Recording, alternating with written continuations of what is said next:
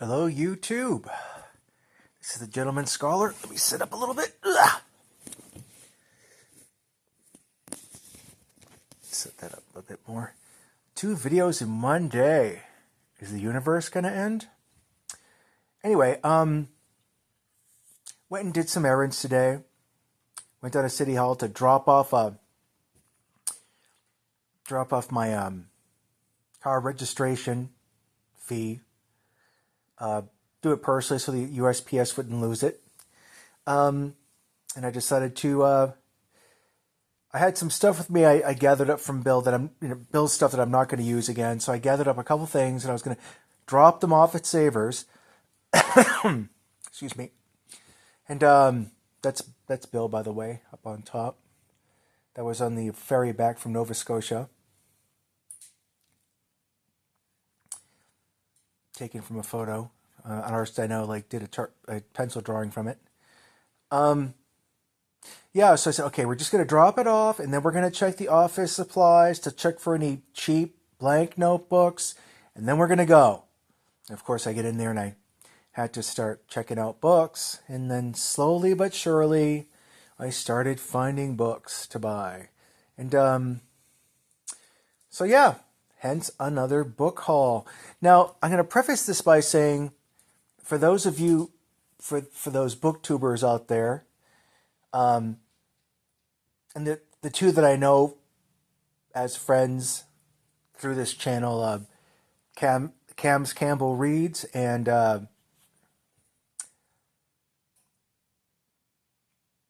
Mark Richardson Reads. Yeah, all right. So you get 2 similar sounding. Cams Campbell Reads and Richardson Reads. I know the answer is going to be yes to this, but have you ever bought a copy of a book that you already own for whatever reason? Whether it's probably in better condition than the one you found, or you just like the printing, you like the edition better, or whatever. I found 3 of those today, but I don't know if I can. Let's see. Yeah, I can. All right. First one is The Invention of Murder by Judith Flanders. I already have this. I lost it on the plane. I got it used off of through one of the Amazon sites. Lost it on the plane, so I had to reorder it. And so this is basically the 3rd time I buy the thing. Why did I buy it? Because I like the book, and who knows if it could make a decent present for anyone out there who would be interested in it. It's basically how the British created detective fiction, really, through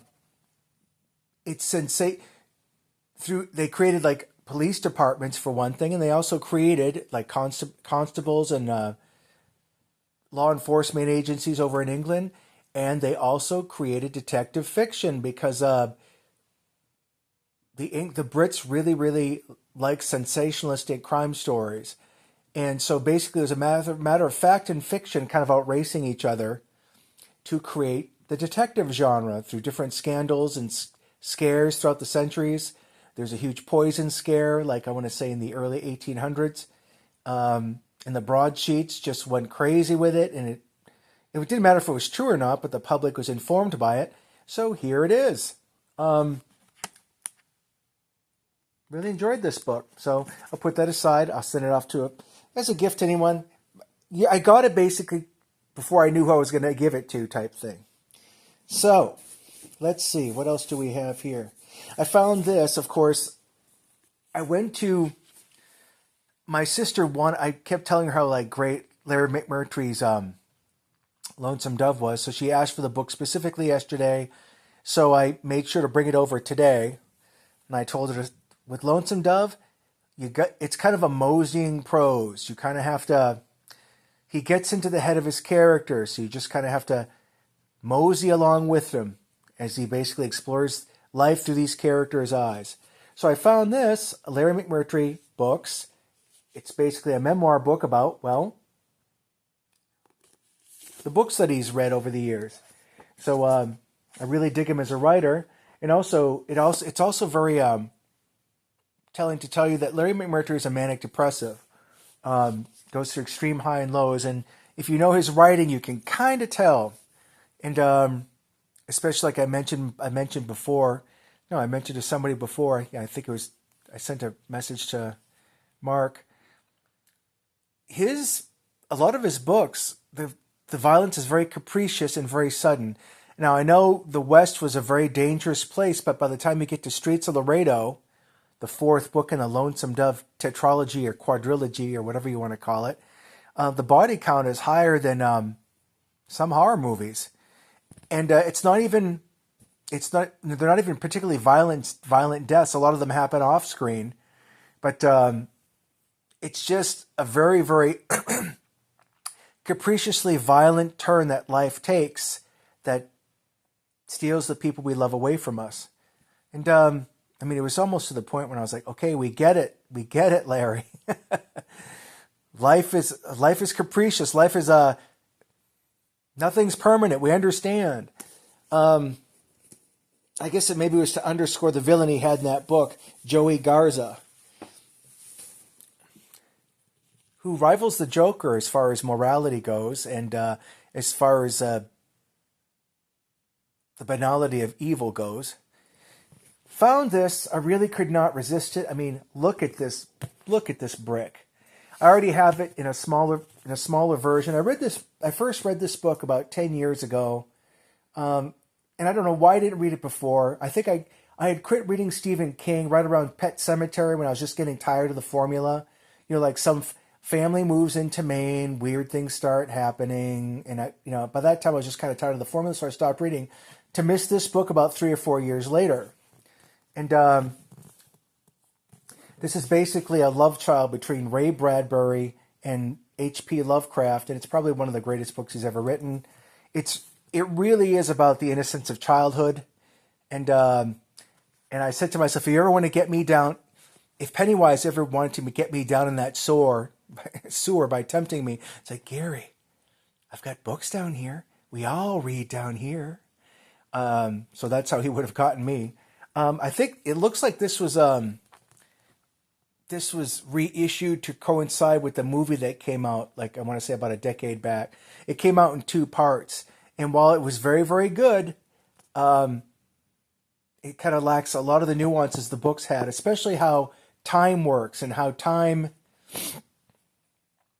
has weight to it. There's a really cool section in the middle of this book where as the kids are going up against to face Pennywise the clown, he's not really a clown, but that's the form he most takes. And then the adults, like 30 years later, come to confront him again because it didn't really die. So by the time we get to the climax of the book, we're flipping back and forth in time. It's almost like past and present are simultaneous as the adults and the kids fight Pennywise in 2 different time periods. And that's what I really dug about it. I was kind of hoping for the movie to like convey that sort of sense of like how time is almost happening at once type thing. But they didn't. But hey, I mean, maybe that's just too much to ask for 2 movies. You know, the 2 movies were the kid's story and then the adult story, the second one. But yeah, if you've never read any Stephen King, you want a good, solid, fun read that, basically Stephen King's a baby boomer. So, and it really comes out through this book with all the pop culture that gets mentioned. Because in the movies, it took place in the 80s, a la Stranger Things. But in the book, it's all these kids who grew up in the I want to say the mid 60s, complete with, monster movies and all the other stuff that gets mentioned. It really is just one of his best books, so I highly recommend it. And, kind of hard to pass up this brick, man, especially if you want to just sit and read it and bigger print too. Okay, moving on. What else do we get? So, it happens in Savers. You buy 4 books, you get 1 for like a super deep discount price. So, of course, now we're stuck in that trap. We went from, Gary, you're not going to be looking at books at all, to suddenly I'm like scouring the aisles looking for that book. It's almost like those Columbia House like record deals and CD deals, cassette deals back in the 70s, 80s, and 90s. Yeah, you could get like 8 of them for free. You could find 5 or 6 of them that you like, but then you were really looking for the last 2 or 3 to fill out your order that you really didn't like, but you had to pick some album. That's what doing this whole book thing was like. So, another book I already have in another form, but I like the way this is Ray Bradbury's Something Wicked This Way Comes. And you like tales about dark carnivals? Dark carnivals that steal your soul? They offer you everything and then they steal your soul? Well, this is the granddaddy of them all. In many, many ways, Ray Bradbury, to my mind, is the Norman Rockwell of imaginative speculative fiction, science fiction. He has a very, very rural American flavor to his prose that comes through in everything he's written, in short stories, and it's nowhere is it more apparent than in this book right here. As a matter of fact, in the 80s, Disney did an adaptation of this, very well done. Stars Jason Robards and who played Mr. Dark? English thespian, really, really great actor. So yeah, again, if I want to give this one or one of my other copies out to a friend who wants to read it, then I grab it and off it goes. Don't want to keep it all because I'm running out of room for books here. Mark, you know what I'm talking about. Okay. What's this? The Day the World Came to Town, 9/11 in Gander, Newfoundland. September 11th. Who doesn't remember that day? But come to find out that all the air crews that had to be taken down from the ground, every plane that was flying that day in the eastern seaboard or in the northern eastern seaboard had to redivert someplace, and looks like Gander, Newfoundland was the place. We had like scores of crew members who basically didn't have a home. They couldn't be put up in all of the hotels, and this town took them into their hearts. They adopted all the crew members, and they took care of them, showed them around. So I figure that's the kind of feel-good story that I would like to read, especially as I'm a flight attendant myself. So, and ironically, when 9/11 happened, I wasn't actually flying. I was playing on my brand new laptop computer, first time playing with any sort of computer technology, and I'm listening to the Howard Stern show. And that's where I learned that one of the planes had hit the towers through his producer, Gary Delabonte, Baba Booey. That's him. I haven't listened to Howard Stern in a while. But yeah, he comes in and tells Howard, say, "Hey, Howard, I just heard that a plane just hit one of the towers." So they get a TV and bring it into the studio. And so we're learning right along with Howard and the rest of the crew in there. And I'm just, a plane struck the tower. And then not long after, a second plane hit the second tower. And we all know what happened then. So yeah, this should be a very good feel-good read. And besides, I've actually diverted in Gander, Newfoundland before, but just until the weather passed or just till whatever mechanical problem was solved. Well, I think once or twice or so. When I used to do international trips, a lot of the times we used to end up in Pease Air Force Base up in Portsmouth, New Hampshire. And as a matter of fact, a lot of people. I was on the 747 working from London, and you could look out. You could look out through the mist and fog. You could see other planes sitting on the tarmac. It was almost like a weird Bermuda Triangle, Langoliers, limbo, other dimensional sort of setup. So yeah, I could relate to. Okay, I'll get it. So of course, looking for that one book, I happen to find two. Last but not least,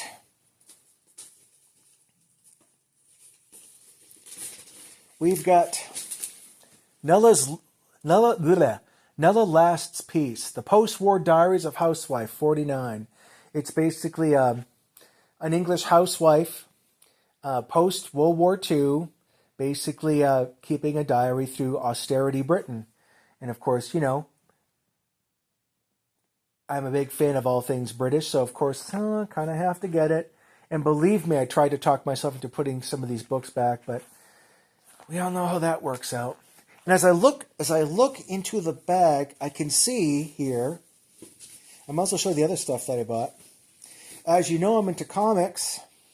So this week, Swamp Thing '88, as the writer intended to be published, was published.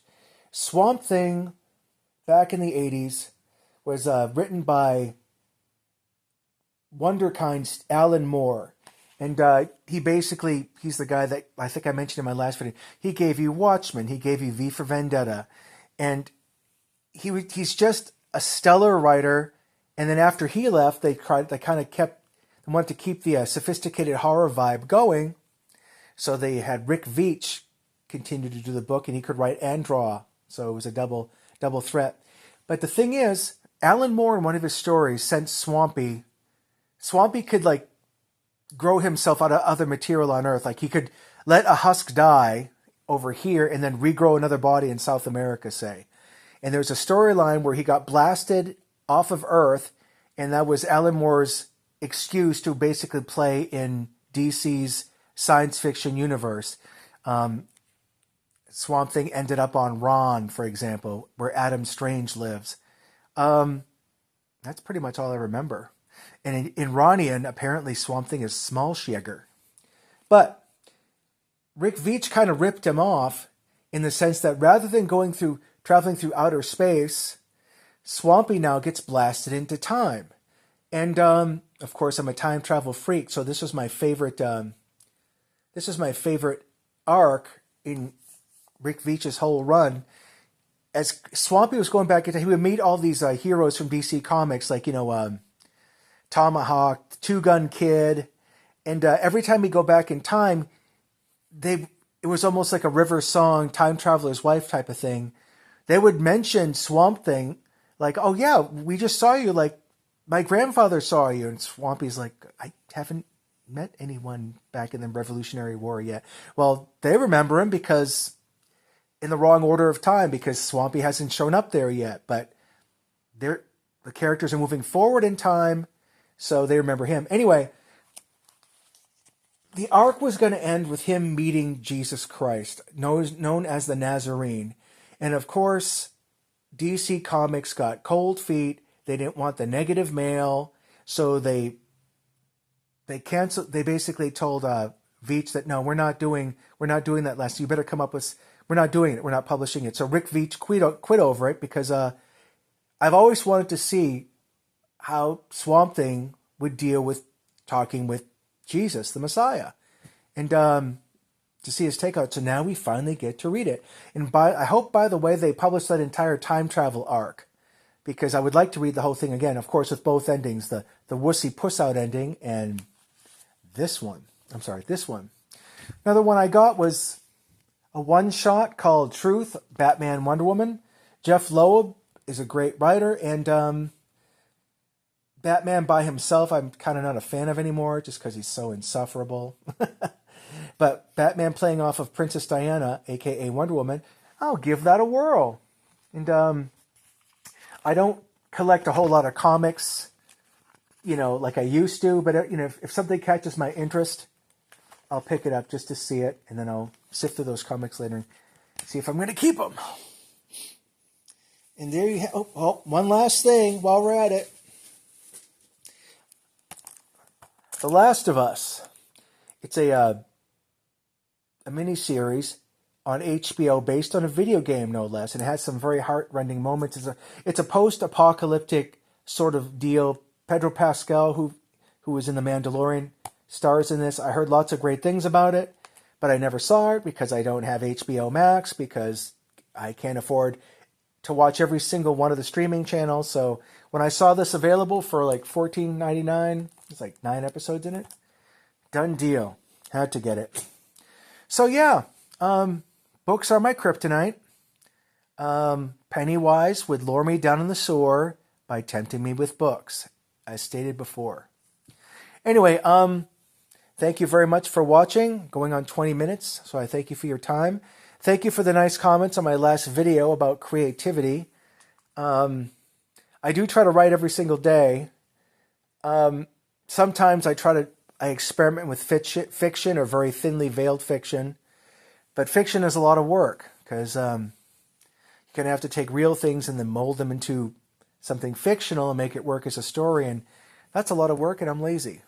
But still, to tell a To tell a great story with lots of arcs for characters, I would love to do that, but that takes discipline. Anyway, I'm going to sign off. I've got a couple episodes of Netflix's The Punisher Season 1 to watch.